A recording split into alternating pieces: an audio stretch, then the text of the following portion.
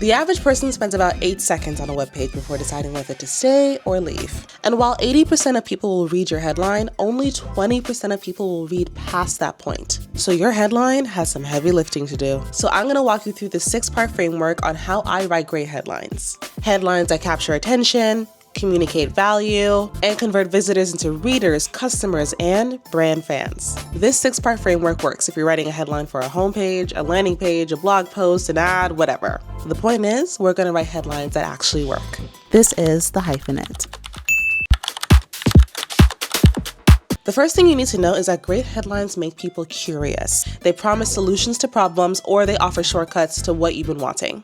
The best headlines speak directly to what you want, what you fear. It creates an emotional connection that gets people to keep reading. But here are some things that you need to remember. Keep it simple. Creativity is great, but if it's getting in the way of your headline working, then that cleverness is just standing in the way of you achieving your results. Your core message needs to come through from the jump, so your reader doesn't have to do work to understand what you offer. For example, this carousel where I was giving people copywriting templates, I told them exactly what they're getting in the first slide. You also want to prioritize specificity and value. This is what gives people a clearer picture of what they're getting, because vague promises are just not impactful. Concrete numbers, timeframes, and outcomes make headlines more compelling and more believable. Now, the best headlines make people feel something. It could be excitement about a solution, it could be fear of missing out, it could be laughter from a comedic call out. Either way, you want your headline to speak to both the rational and emotional sides of people's brains. Like this post, I found the funny in a pretty crappy situation, and it did better than any post the year before or this year.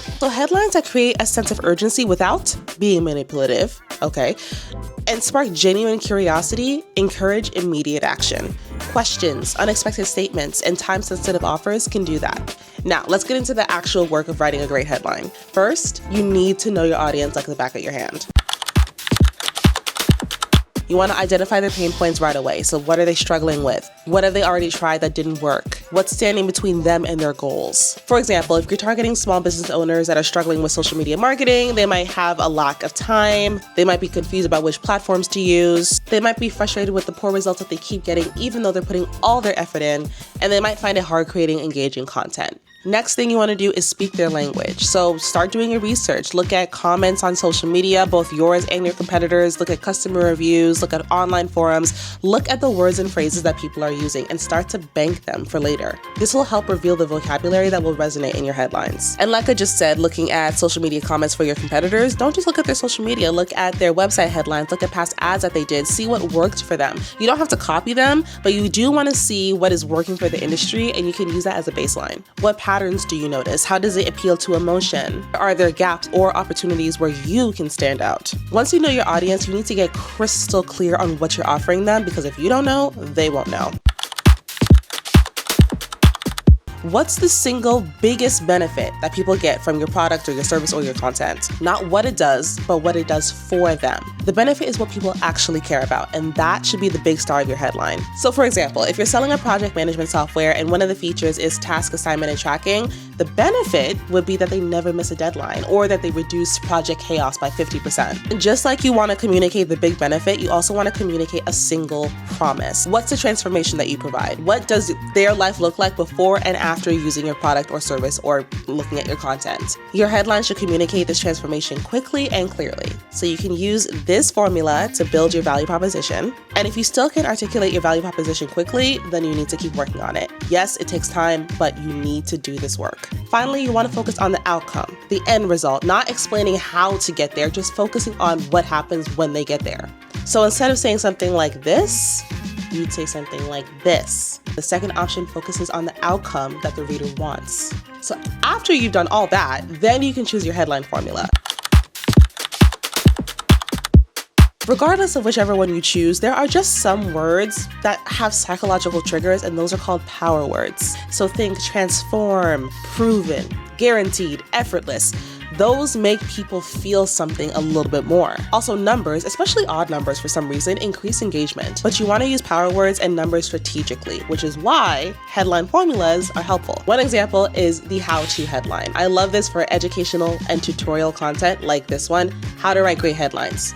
right there. That is literally an example of this headline framework in action. And it works because it promises specific actionable value. Then you have a number or list headline, which is great for blog posts. I'm sure you've seen one before, but also resource guides and comparison content too. Our brains love numbered lists. And again, odd numbers for some specific reason work really well. So for example, the 7 tech tools in my lazy business girl stack. Then you have question headlines, which are great for engaging curiosity because it gets people thinking about something that they've never fully considered before. So whenever you want to introduce something new or challenge a widely accepted idea, you use a question headline. Like, for example, what if your work ethic is the bottleneck in your business? That is actually a big reason people reach out to me because they are their own bottleneck, and even though they love to do everything themselves, they can't. So that's actually speaking to a genuine concern and reality for my target audience, but it's the way I phrased it that would get people to keep reading, you know? Then there's the problem solution headline, and I love this headline because it directly addresses a relevant pain point and promises a solution. This is great for landing pages, it's great for service offerings, for product offerings. So for example, if you're a social media manager or a social media coordinator, like me, you could say something like, social media engagement down?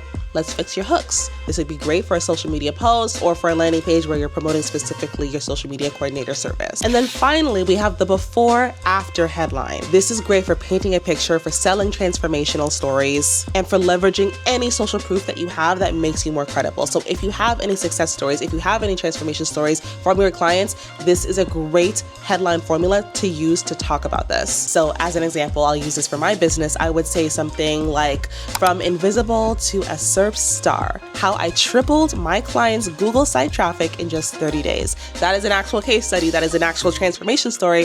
And it's a great headline that I can use for anything, for a blog post, for social media, for an ad, for my website, for a case study on my website. It's great for that. Now, if you're about to X out of this video, stop, pause, because do not just write one headline and call it quits. Never settle on your first headline. Your first few headlines are probably cliche, they're probably trash.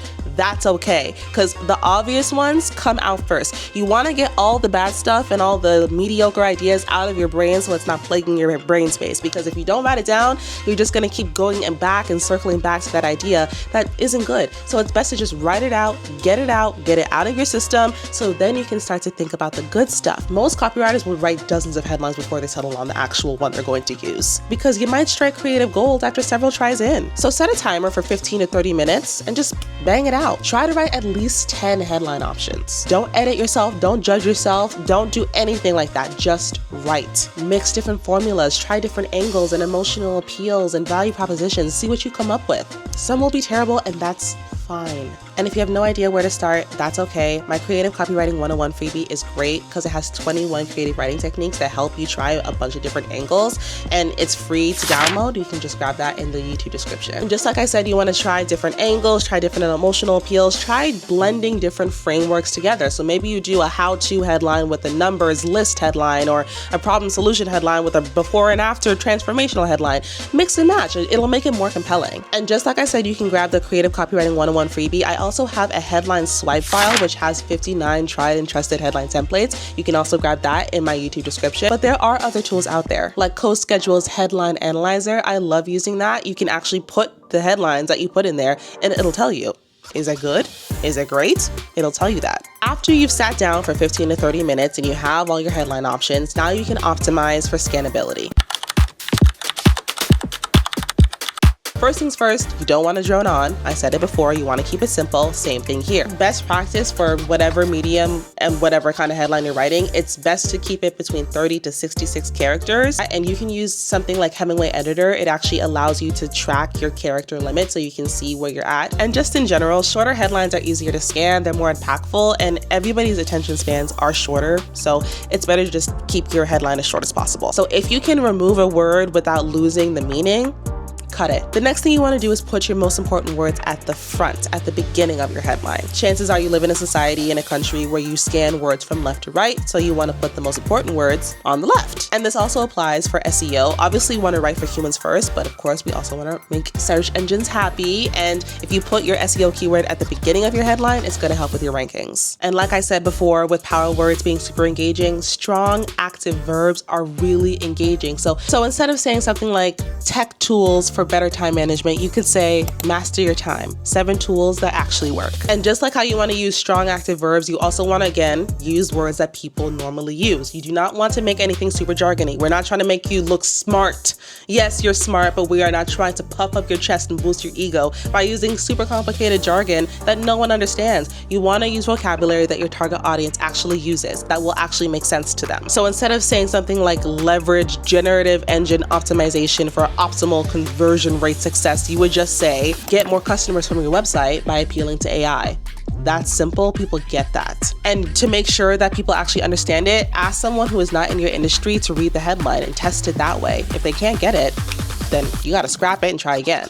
If it doesn't make sense to your grandmother, it won't make sense to anybody else, basically. And you know how I just said basically? So that is an excellent segue into removing filler words. That's another thing that you want to do. I myself still need to keep doing this. I always say actually and really, but that does not serve a purpose for the headline. Unless it does, maybe it does, but chances are it doesn't. So if you can, try and remove filler words as much as possible. And now we have made it to the testing and refining phase. Okay, one thing you can do is A/B testing. This is great for email subject lines, for website headlines. You can use certain tools to help you with this, like Google Optimize. You can show a certain sector of your audience one headline, then you show the other sector another headline, and then the one that's best performing, you go forward with that one. The same thing with your email subject lines. You show a small subset of your subscribers one subject line, then the other another subject line. Whatever performs better, you use it from then on. And again, you can also ask a friend, ask a colleague, ask people in your industry what they think of the headline. Ask them if it immediately grabs their attention and why. Ask them to explain in their own words what they expect to get from the headline, because this will help you figure out if your intended message is coming through. But don't ask people that aren't from your target audience, because then it's not really relevant. You want to make sure that it's relevant to people that you are actually trying to target. So if you ask your grandmother, but you're targeting people like your sister, then the data doesn't support what you're trying to do. So ask someone that's in your actual intended target audience. I cannot say this enough. Read your headlines out loud. I've definitely, run into the problem where I'm doing a Loom walkthrough for a client, reading through their entire website copy, and then I read something and then I stop and I'm like, wait, what? Because it doesn't make sense. Like, you need to make sure that you read it out loud, because if you stumble as you're reading it out loud, chances are they will stumble as they're reading it inside their head. So make sure that you read it out loud before you settle on that headline. Also, make sure to check your headline on multiple devices. A lot of web traffic comes from mobile devices, so you need to make sure, like, if it gets truncated and wrapped and shortened, which it tends to do on mobile devices, will it lose the meaning? Or can you shorten it and then it keeps the meaning? Make sure that it still makes sense if you're shortening it and that it looks good on mobile devices. So don't just check like the responsive design mode, actually check on a mobile device to make sure that the headline looks good. Now finally, let's actually look at some actual headlines from some of your favorite brands to see why they work. First, I'm looking at the Apple website for the iPhone 17 Pro. They say, any more pro and it would need an agent, which is so funny. I love it. As a fellow actor who has the iPhone 17 Pro, I love this headline, but I wouldn't need to be in the industry or have this phone to know that this is a good headline. Why it works. First of all, it knows their audience. Their reader wants to take really great video. The big benefit is evident. You'll take pro level video. And with supplementary imagery, it shows the outcome. It's showing a film shot on iPhone 17 Pro, which they do with all of their iPhone ads, but it's nice to see it here, like on the actual website. Also, it's speaking the audience's language and it's not jargony, which I love about Apple. None of their ads are jargony. They're using very human, very everyday language. They use the before and after headline framework. It might not be easy to find because the big wigs at Apple did not limit themselves. They started here, but then they kept going and going and going and going until it was a really creative headline. And it's succinct. There are no filler words. That's what I love about Apple too. Their ads are just short and to the point. Next up is Grammarly. I use this Google Chrome extension every single day. If you are a writer, I highly suggest this, or pro writing aid, they're great. But if we're looking at this headline, you think big, we'll take care of the details. I love this. First of all, it creates an emotional connection with their target audience, people who write a lot. It communicates a primary benefit, saving time from not having to sweat the details. and it uses the problem/solution headline framework. They get a digital helper whose main job is taking care of the details so you can get back to your big picture ideas, which I love. Then we have Nike. I love their ads because they are like amazing at storytelling. And I love this one, do things history could only dream of, because one, it speaks to their audience on an emotional level, in their language, and in terms that they can understand. It focuses on the outcome of wearing Nike, not the actual action of doing so. And it's short to the point, it uses an action verb to do, and it pairs it with a powerful image that's relevant to the times. Awesome. And finally, we have my website headline. I might be audacious to say that I'm one of your favorite brands, but maybe I'm just, ambitious. Who knows? But let me tell you why this headline on my homepage's hero section works. First of all, I use the exact phrasing that my ideal client used in a one-question survey that they get an answer after they fill out my contact form. This is literally pulled directly from what they said. So it's literally using their vocabulary. It's kind of perfect. It speaks directly to what they want. They want a clearer message, they want to captivate their audience, and they want to convert more. Very simple. And it communicates a simple promise and uses the problem/solution headline framework. Writing great headlines is an art and a science. It takes time, it takes practice, and you need to give yourself the room to do so. It may feel awkward and forced at first, but once you start using the 6-part framework, it will feel more comfortable after a while. If you have any questions about writing headlines, comment below. I'm going to be doing more in-depth tutorials about how to write certain types of copy, like how to write a homepage, how to write a services page. So stay tuned for my YouTube channel. Make sure to hit that follow and subscribe button so you don't miss a YouTube video, and I'll see you next time. Bye.